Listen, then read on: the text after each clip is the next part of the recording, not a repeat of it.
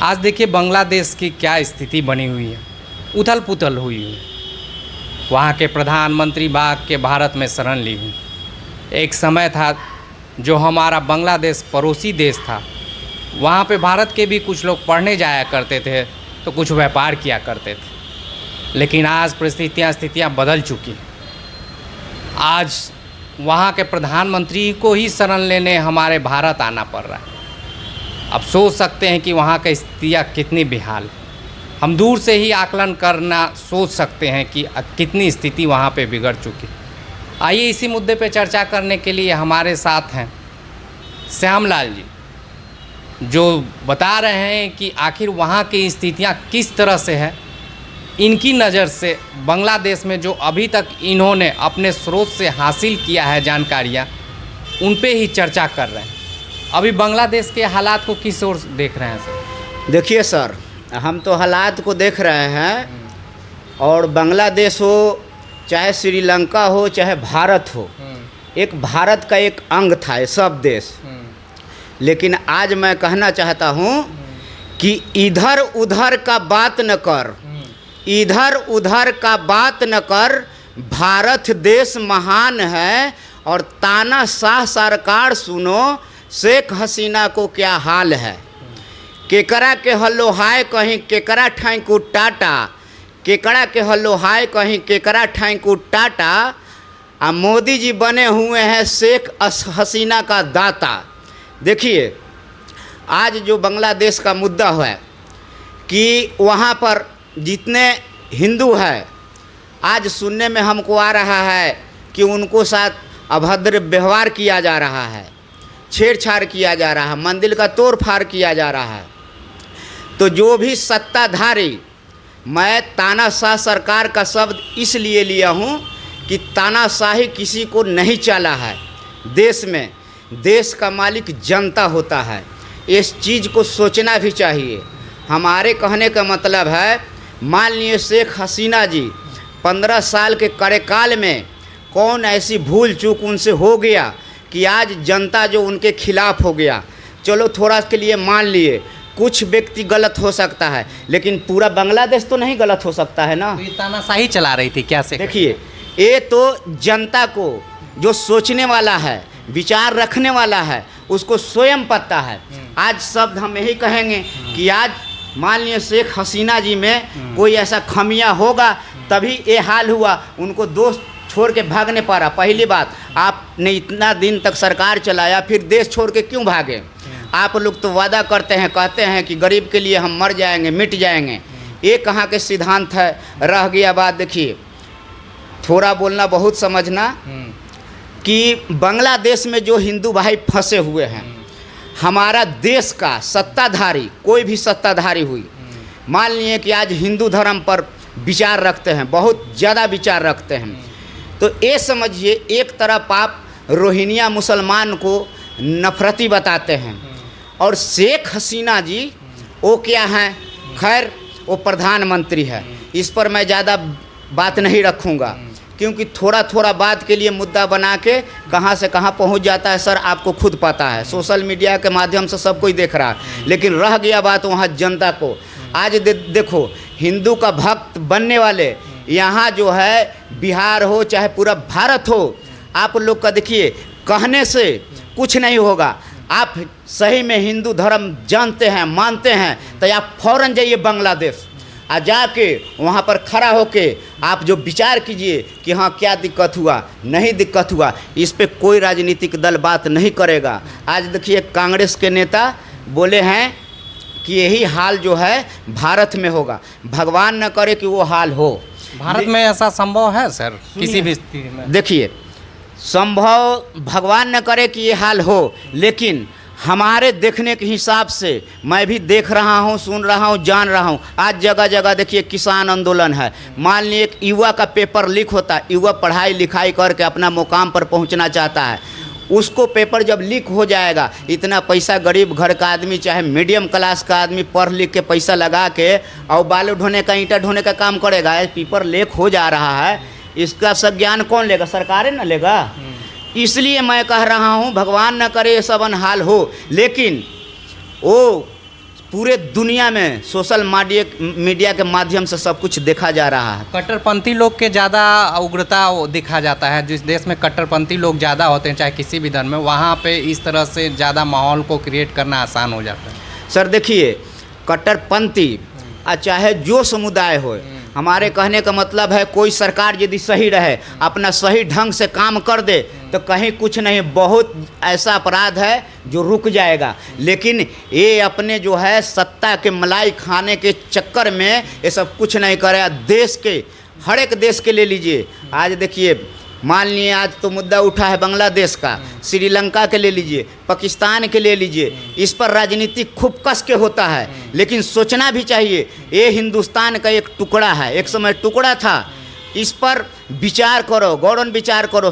हर एक व्यक्ति के पास दिमाग है कि ये राजनीतिक दल क्या करते हैं, हवा उड़ाते हैं, करते कुछ नहीं है। इसीलिए मैं कहना चाहता हूँ, संभल जाओ सत्ताधारी। देखिए, आम जनता को भविष्य के बारे में सोचना चाहिए। आज मैं बिहार से एक बिहारी बोल रहा हूँ, बिहारी के नाते, एक हिंदुस्तानी के नाते मैं कह रहा हूँ, बिहार के सत्ताधारी से मैं पूछना चाहता हूँ। देखिए, जातीय जनगणना पर उसका तो देखिए उतना बात हो गया, बोलेंगे तो बहुत बात है। जातीय जनगणना किसने कराया? मान लिए कि यहाँ का सत्ताधारी सरकार है, वो मिलजुल के करवाया ना जी।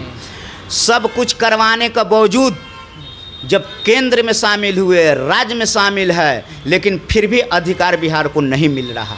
मुझे नहीं लग रहा है कि हमें इसमें हर राजनीतिक दल को आगे बढ़ के अपने देश को बढ़ाने में भूमिका निभाना चाहिए। हाँ। सिर्फ एक को सिर्फ जिम्मेदार ठहराते रहे हम लोग तो हमारे देश की उन्नति तो बाधित होगी और इसी तरह विवादों का दौर चलते रहेगा। और जो हमारी स्थितियाँ बनती जा रही है उसमें हमें लगता है कि हर राजनीतिक दल अपने लिए सोच रहा है, तो ऐसा नहीं लग रहा है कि इसमें दोषी होंगे तो सभी दोषी होंगे। देखिए सर, इसमें आपको बात से मैं फुल सहमत हूँ, इसका फुल मैं मतलब सराहना कर रहा हूँ। ये जितने राजनीतिक दल है सब इस चीज़ को मिलजुल के, क्या हमारे भविष्य पीढ़ी आने वाला को कैसा भविष्य होना चाहिए, इस पर स्वयं विचार कीजिए। लेकिन मैं तो देख रहा हूँ हर एक राजनीतिक दल, कोई ज़्यादा कम है, कोई ज़्यादा है। लेकिन आज का समय हमको सरकार से सवाल पूछना फर्ज है। मैं ये नहीं कह रहा हूँ कि वो पक्ष सही है, वो पक्ष भी सही है, नहीं, सब एक ही मिले जुले हुए हैं। इसीलिए कभी कभी सर मेरे को कहना आता है कि राजनीतिक बन गया है ररुआ कि प्रशासन बना है चोर। राजनीतिक बन गया है ररुआ, प्रशासन बन गया है चोर। अब बिहार के भविष्य कहाँ से बदलेगा जब नीतीश कुमार है मुँह चोर। देखिए, मेरा इस संविधान में बोलने का हक है, इससे मैं नीतीश जी को कोई न्याय नहीं कर रहा हूँ। लेकिन एक नीति और एक नियत, आप ठीक है बिहार के लिए बहुत विकास किए, लेकिन बहुत ऐसा काम है कि विनाश की तरफ जा रहा है।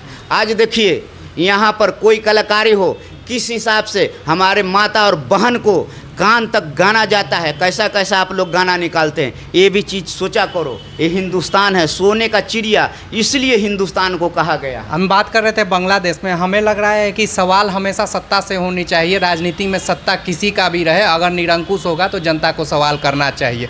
सत्ता आती जाती रहेगी, लेकिन हमारा देश का अस्तित्व हमेशा कायम रहना चाहिए। तो सत्ता में कोई भी बैठे, कभी भी बैठे, कभी हम ये नहीं कहें कि वो सत्ता में, चाहे जो भी बैठेगा सवाल हम करेंगे और आम जनता हमेशा सवाल करे, क्योंकि सवाल से ही सत्ता डरती है, सत्ता चाहे किसी को भी हो। क्या मानते हैं इसमें? बांग्लादेश हो चाहे भारत हो, हमें बांग्लादेश की बातों से सीख लेते हुए भारत में अपनी संरचना को सोचना विचारना चाहिए। आज का माहौल सर देखिए, मान लीजिए बांग्लादेश भी हमारा भारत का हिस्सा ही है, लेकिन कुछ व्यक्ति है ऐसा, मैं तो खुलेआम कहता हूँ कि जो तानाशाह सरकार है ना, वो विचार को विमर्श नहीं करता है, उस पर लड़ाने वाले, कटवाने वाले। इस पर देखिए बांग्लादेश में जो हालात है, सब राजनीतिक दल के मिलजुल के इस पर विचार करना चाहिए। आज हमारे देखिए इंडिया के मान लिए नौजवान छात्र कितना फंसे हुए हैं, इस पर विचार कीजिए। वहाँ पर हिंदू पर अपराध हो, हिंदू हो चाहे मुसलमान हो, कोई हो, किसी पर अपराध हो रहा है तो सारे राजनीतिक दल को इकट्ठा होके